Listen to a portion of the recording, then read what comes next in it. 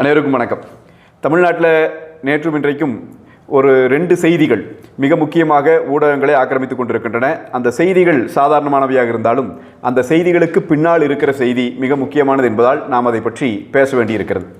ஒன்று, மாண்புமிகு எதிர்க்கட்சி தலைவர் திரு எடப்பாடி கே பழனிசாமி அவர்கள் நேற்றைய தினம் திருப்பதிக்கு சாமி கும்பிடுறதுக்காக போயிருக்கார். அப்படி அவர் அங்கே போயிருந்த அவர் சாமி வழிபாடு செய்த அந்த காட்சிகள் எல்லாம் சமூக வலைதளங்களிலும் வந்தது. மெயின் ஸ்ட்ரீம் மீடியாவும் எடுத்து போட்டாங்க. இந்த மாதிரி அவர் எதிர்க்கட்சி தலைவர் இங்கே இருக்கிறார், கடவுள் வணக்கம் செய்கிறார் என்றெல்லாம் செய்திகள் வந்தது. அப்படி அவர் சாமி கும்பிடுகிற அந்த காட்சி, அவர் அங்கே போய் சாமி கும்பிடுகிற போது அங்கே எடுக்கப்பட்ட காணொளிகளில், அந்த வீடியோக்களில் அவருடைய குடும்ப உறுப்பினர்கள் இருக்கிற காட்சிகள் இடம்பெற்றிருக்கிறது. அதை தாண்டி அங்கிருந்து அந்த கோயிலிருந்தே நடந்து வருகிற போது நிறைய பேர் போய் நிறைய செய்தியாளர்கள் தொடர்ச்சியாக அவரை படம் எடுக்கிறார்கள். ஒரு நிமிடம் வணக்க வச்சுட்டே வந்தவர் டக்குன்னு சொல்றாரு, போதுமே எதுக்கு இவ்வளவு எதை எடுத்துட்டீங்களே என்று சொல்லுகிறார். ரொம்ப சாதாரணமான ஒரு மொழியில், ஒரு உடல் மொழியோடு எதுக்கு நீ இவ்வளவு எடுத்துட்டீங்களே அப்படின்னா என்ன சொல்ல வர்றாருன்னா, நான் வந்திருக்கிறேன், இங்கே சாமி கும்பிட வந்திருக்கிறேங்கிற செய்தியை போட போகிறீங்க, அதுக்கு இந்த படங்கள் போதுமே, இவ்வளவு நீங்கள் எடுத்த படங்கள் போதுமே, இதுக்கு மேலே எதுக்கு எடுத்துகிட்டே இருக்கிறீங்க, விடுங்க அப்படின்னு ஒரு இயல்பாகவே நம்மளை அப்படி யாராவது தொடர்ச்சி எல்லாரும் பார்த்துட்டு இருக்கிறபோது அந்த படங்கள் எடுக்கிற போது ஒரு கூச்சம் இருக்கும் இல்லையா, அதோடே சேர்ந்தே அவர் சொல்லுகிறார், போதும் எதுக்கு இவ்வளோ விடு அப்படி அப்படின்னு. அந்த நேரத்திலே ஒரு செய்தியாளர் கேட்கிறார், மேடமோட சேர்த்து எடுத்துக்கிற ஒரு படம் என்று. உடனே முடியாதுன்ட்டார், மறுத்துட்டு அதெல்லாம் வேண்டாம் அப்படின்ட்டு அவர் பாட்டுக்கு வர்றார்.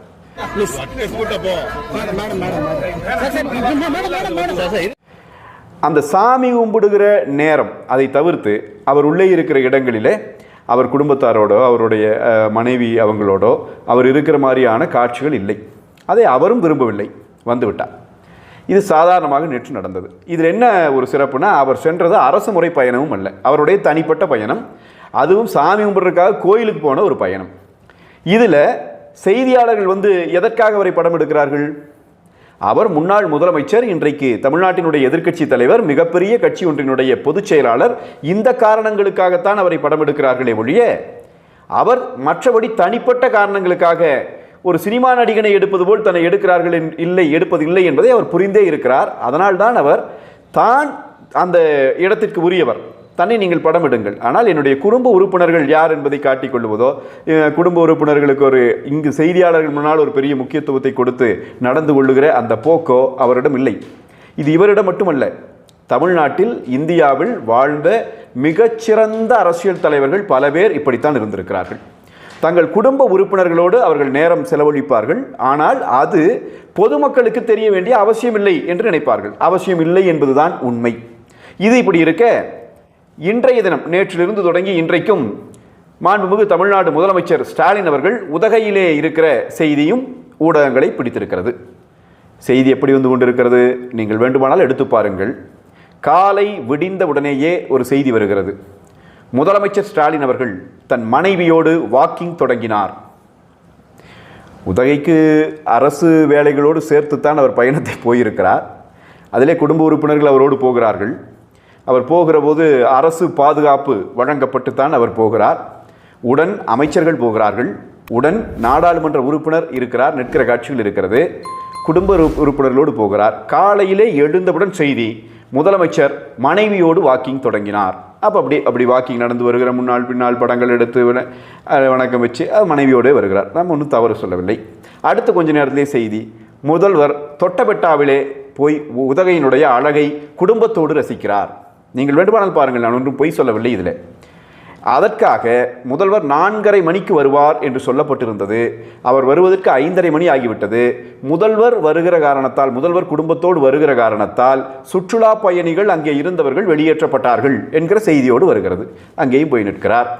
பழங்குடி மக்கள் முதலமைச்சருக்கு வரவேற்பு கொடுக்கிறார்கள். மனைவி தான் அழைத்து கொண்டு போய் அங்கேயும் நிற்கிறார். அரசு விழா நடைபெற்று கொண்டிருக்கிறது.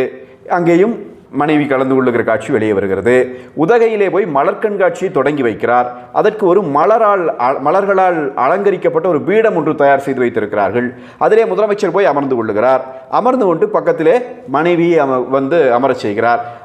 மக்கள் வாக்களித்து தேர்ந்தெடுத்த சட்டமன்ற உறுப்பினராகி அமைச்சராக இருக்கிறவரும் நாடாளுமன்ற உறுப்பினரும் கீழே கைகட்டி நின்று கொண்டிருக்கிறார்கள். 2 பேரும் ஜனநாயகம் பிறப்பதற்கு முன்னால் இருந்த மன்னராட்சியிலே நடைபெற்றதைப் போல ஒரே மலர் அந்த இருக்கை அந்த பீடத்திலே அமர்ந்து போஸ் கொடுக்கிறார்கள். அதன் பிறகு இன்னொரு அம்மையார், அநேகமாக அது முதல்வர் அவர்களின் மகள் என்று நான் நினைக்கிறேன், அவரும் அவர்களோடு இணைந்து அதிலே உட்கார்ந்து போஸ் கொடுக்கிறார். இது என்ன? இதுக்கு தான் இதுதான் இது சட்டப்படி தவறா இல்லைன்னு எனக்கு தெரியாது. ஆனால் இது ஒரு அறம் சார்ந்த அரசியலுக்கான அறிகுறியா?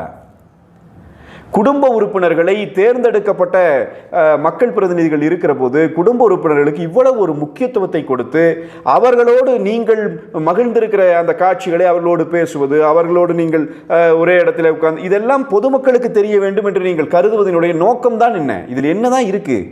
தமிழன் அகம் புறம் என்று வாழ்க்கையை அழகாக பிரித்து வாழ்ந்து காட்டிய ஒரு இனத்துக்கு சொந்தக்காரன் இல்லையா? ஒரு நல்ல தலைவர் என்கிறவர், உருவாகி வருகிற தலைவர் என்கிறவர் தான் தன் குடும்பத்தாரோடு எப்படியெல்லாம் இருக்கிறோம் என்பதையெல்லாம் மக்களுக்கு காட்ட வேண்டிய தேவை எங்கிருந்து வருகிறது? எந்த தலைவர்கள் இப்படி இருந்திருக்கிறார்கள்? ஒண்ணுமே புரியலையே. இது இப்படி நீங்கள் ஒரு முக்கியத்துவம் கொடுப்பதனுடைய விளைவுதான் உங்களுடைய மனைவி அவங்க தேர்ந்தெடுக்கப்பட்ட மக்கள் பிரதிநிதி இல்லை, எந்த விதமான கான்ஸ்டிடியூஷனல் அத்தாரிட்டியும் அவங்களுக்கு கிடையாது. உங்களுடைய மருமகன் எந்த விதமான கான்ஸ்டிடியூஷனல் அத்தாரிட்டியும் இல்லாதவர்.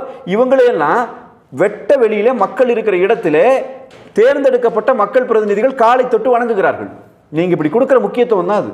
ஒரு முதலமைச்சர் இந்த அளவிற்கு அவர்களுக்கு ஒரு முக்கியத்துவத்தை கொடுத்து எல்லா இடத்திலும் அவர்களோடு இருந்து என்னத்துக்குங்க இந்த காட்சிகள்? ஒண்ணுமே புரியலையே. இது ஒண்ணுமே புரியலையே. நீங்கள் குடும்பத்தோடு போகிறீர்கள், அதில் எந்த பிழையும் இல்லை. உங்கள் மனைவியை நீங்கள் அழைத்து கொண்டு போயிருக்கிறீர்கள், அவர் வருவதற்கு என்ன தடை இருக்கிறது? எந்த பிழையும் இல்லை. ஆனால் காலையிலிருந்து மனைவியோடு போகிறார், வாக்கிங் போகிறார், மனைவியோடு மலர் பீடத்திலே அமர்ந்திருக்கிறார், மனைவியோடு யானைகள் முகாமிற்கு செல்லுகிறார், மனைவியோடு தொட்டபட்டாவிற்கு செல்லுகிறார். உடன் வேறு இந்த தேர்ந்தெடுக்கப்பட்ட பிரதிநிதிகள் ஓடுகிறார்கள். பாதுகாப்பிற்கு வந்தவர்கள் 10 பேர் 20 பேர் உடன் ஓடுகிறார்கள். பின்னாடி அந்த பாதுகாப்பு வாகனங்கள் அணிவகுத்து கொண்டு வருகிறது. இதுதான் தலைவர்கள் எப்படிப்பட்டவர்கள் என்பதை மக்களுக்கு காட்டுகிற கண்ணாடிகள். ஒரு நல்ல தலைவன் என்கிறவன் தன்னுடைய குடும்ப வாழ்க்கையை குடும்ப வாழ்க்கையாகவும் தன்னுடைய பொது வாழ்க்கையை பொது வாழ்க்கையாகவும் பேணுகிறவனாக இருக்கிறான். எந்த தலைவரை வேண்டுமானாலும் நீங்கள் எடுத்துக்கொள்ளுங்கள்.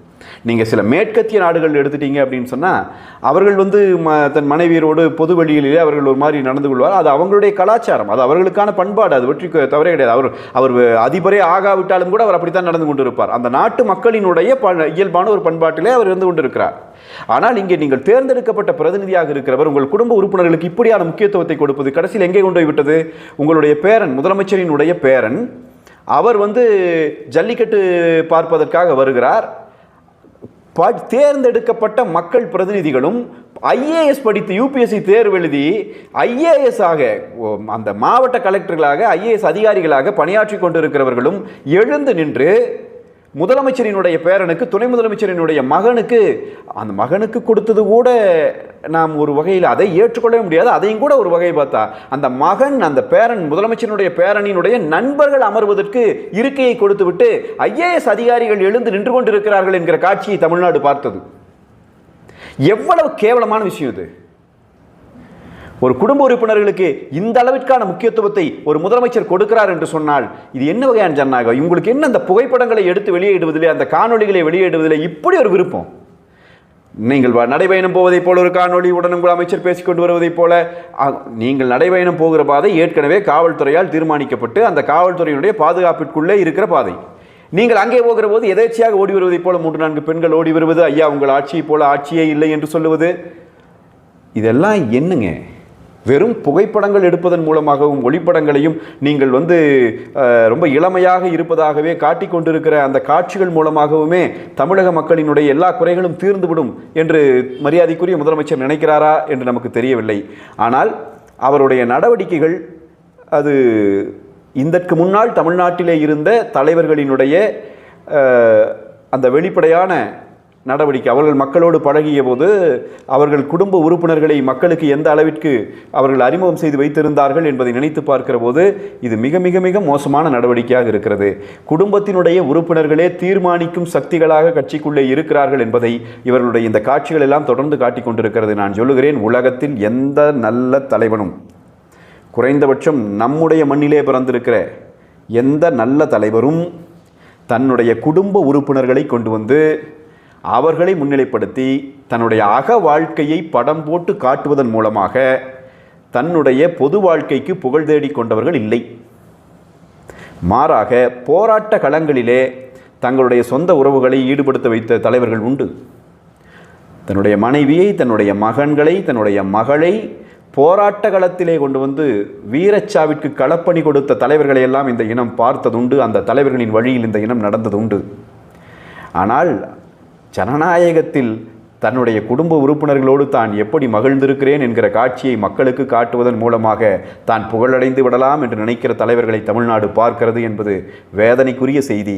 முதலமைச்சர் இப்படியான காட்சிகளை தொடர்ச்சியாக மக்களுக்கு காட்டுவதனால்தான் அதிகார பீடங்களிலே முதலமைச்சரினுடைய குடும்பத்தைச் சேர்ந்தவர்களே இன்றைக்கும் பெரும் பங்கு வைத்து கொண்டிருக்கிறார்கள். அதனால்தான் நாங்கள் எல்லாம் உயிராய் நினைத்து வணங்குகிற எங்கள் திருச்செந்தூர் முருகன் உட்பட, எங்கள் மதுரை மீனாட்சி அம்மன் உட்பட நாங்கள் எல்லாம் வணங்குகிற பல்வேறு கடவுளர்கள் வீற்றிருக்கிற அந்த அத்தனை கோயில்களையும் நிர்வகிக்கிற பொறுப்பிலே இருக்கிற அமைச்சர் முதலமைச்சரினுடைய மனைவியின் காலை தொட்டு வணங்குகிற காட்சி ஒவ்வொரு முறையும் நாங்கள் பார்க்க நேரிடுகிறது.